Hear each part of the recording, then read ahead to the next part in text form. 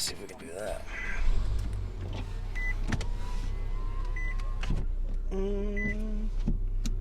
Looks like we're live. We'll see what happens here.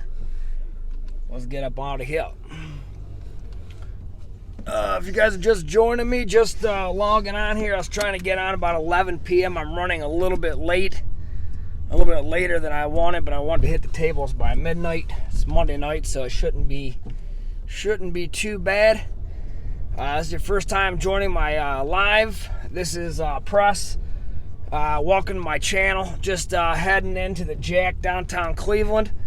I got about a 30-minute drive. It shouldn't be too bad tonight with the traffic. Looks like I got 4 people on here already. Go ahead and let me know who's on here.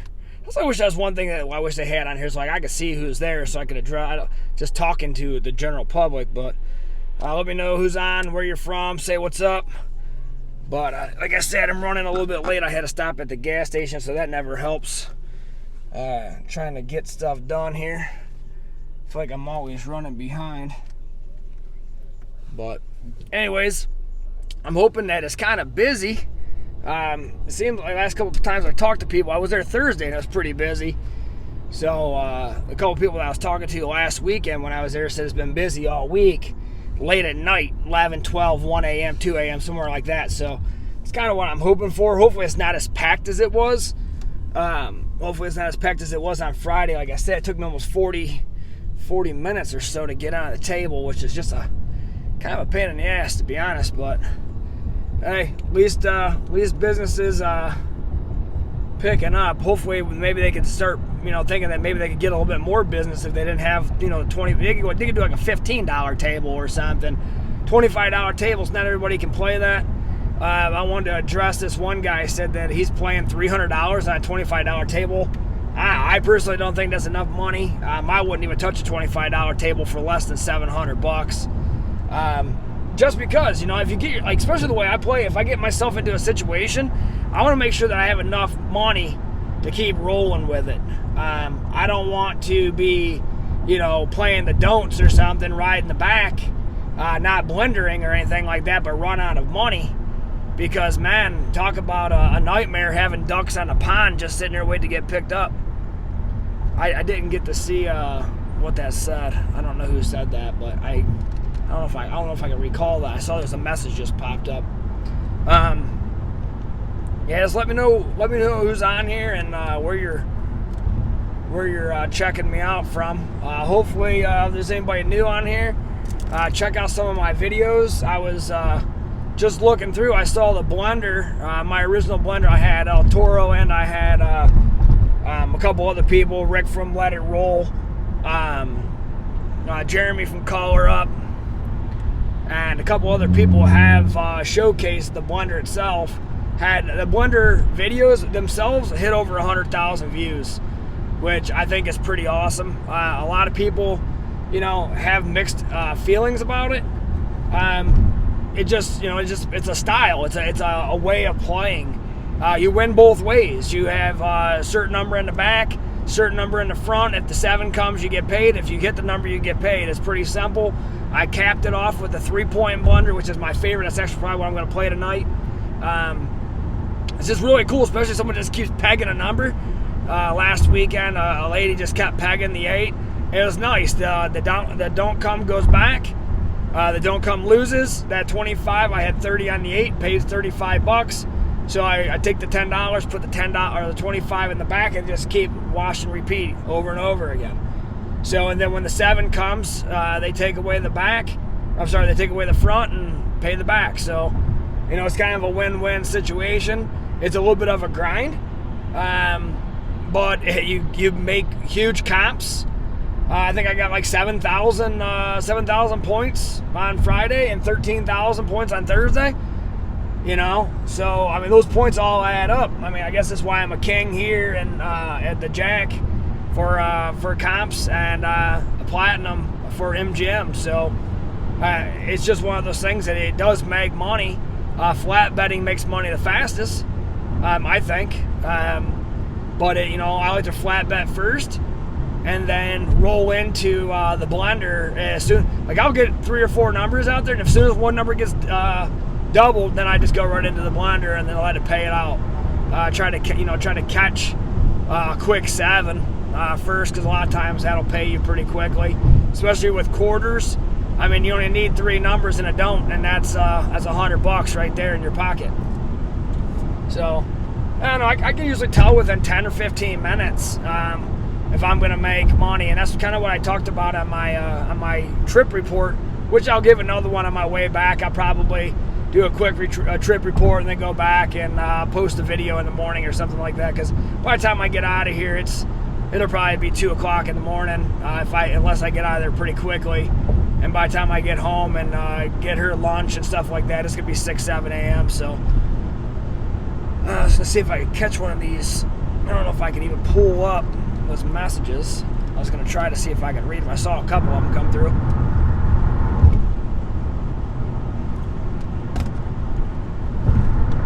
Another thing I was wanting to talk about here at the Jack was the bubble craps. I put that questionnaire out. I'm not a huge bubble crap fan, but with the table limits so high, I'm just asking if people are going towards trying to play bubble craps just because they can't afford a $25, $15 or $25 table. But myself, I've never really been a big fan of the bubble craps. I just kind of feel like it's one of those things that, like, they know what your bet is before the bubble pops. So it's kind of like, I don't know how they can control that, but it just kind of seems like when I play the games on my phone, I mean, it's almost like I'd have to hop the 7 and the yo, because that's going to come if you're playing the don't. Or if you establish the 4 is going to be the next thing that's going to come, because it's almost like it's gearing up for, like it tries to catch you. That's why I love just playing craps on a live table. And last week I was there, this guy came up to me, and he's like, hey, it's kind of packed. I'm like, I know. I was like, it's just crazy. And he's like, you play blackjack or roulette? I was like, I fuck with roulette a little bit. It's just not really my thing. I like it. I can make money on it, but it's not really a game that I just like to pick and choose. And he's like, yeah, it's insane, because people are getting at these tables and they're just not leaving.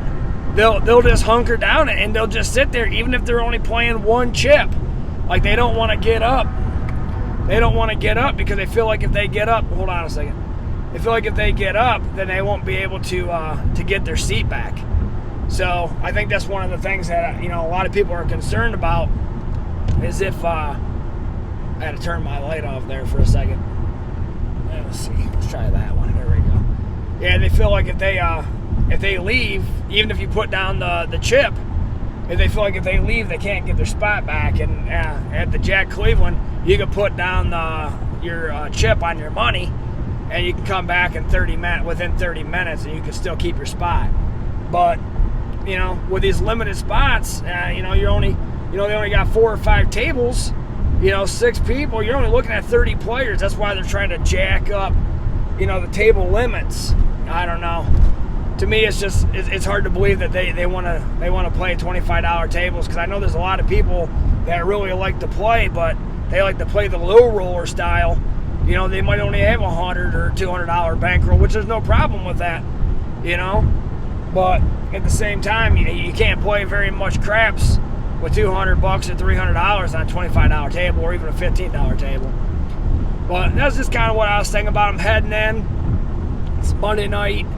I'm figuring, well, I'm going to play a little dark side. I think I might play a little Cleveland Hustle. The Cleveland Hustle would work pretty good, especially the last time I played. So I was pretty excited about maybe even trying to get back to doing that. I brought a pretty good chunk of money with me. So if I want to mess with the Hustle, I'd probably go 200 with a 210 inside, laying the 4 and 10 for 200 each, and then 210 inside with a $25 pass line.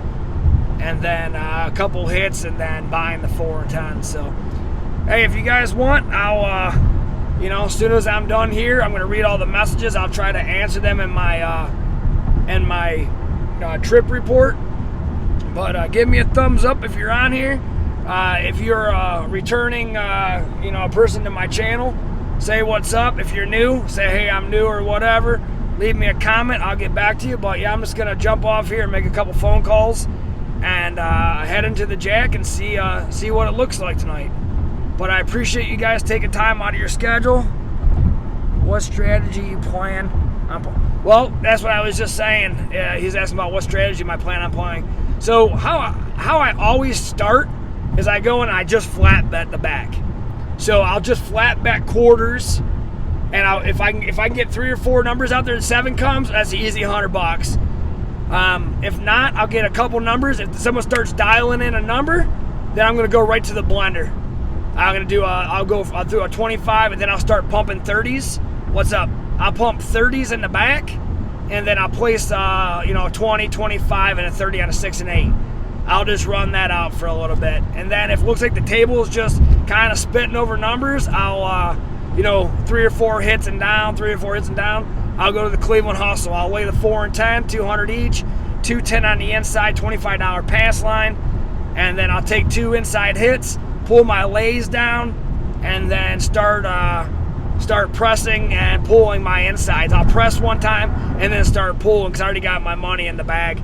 So at that point, but that's usually my game plan, and I always just have like a general idea of how I want to play, and then when I get there, I let the table kind of dictate it. Like I just want to be real fluid on the table. Like I want to pay attention to what's going on, and then just kind of like roll with it. As one thing I haven't really been able to teach somebody is like how to like you got to almost like immerse yourself in the game to like truly understand how it's going to flow. If they start dicking around with the dice like they did last time, it's kind of pointless. You know what I mean? You don't really get into a rhythm. So I just kind of like play it by ear. But that's all I got for right now. That's my game plan for tonight. I will give a trip report, kind of let everybody know how it goes, good, bad, or indifferent. Like I said last time, I was just there too long and didn't make enough money to do such. So either I'm going to get in, hit it, and get out, or I'm just going to I'll grind out the blender a little bit and maybe try a little hustle, see what happens. It just depends. If I go up, down, I'm just going to probably just grind it out and try to pop it at the end and just bounce out. So I'm looking for $150, $200. That's usually pretty standard for a night. $150, $200 is usually pretty easy to get. I usually don't try to go for more than that because I feel like I just waste too much time and don't really get anything out of it. It just doesn't justify the ends doesn't justify the means. So, all right, you guys. Hey, I appreciate it. Like I said, if you're new, give me a comment. Let me know where you're calling from, writing from, or whatever. I try to answer everybody. Send me a thumbs up, give me a comment, and I'll answer it on the trip report on the way out of here. Hopefully I'll get it posted first thing in the morning. Until later, you guys know what to do. Press out.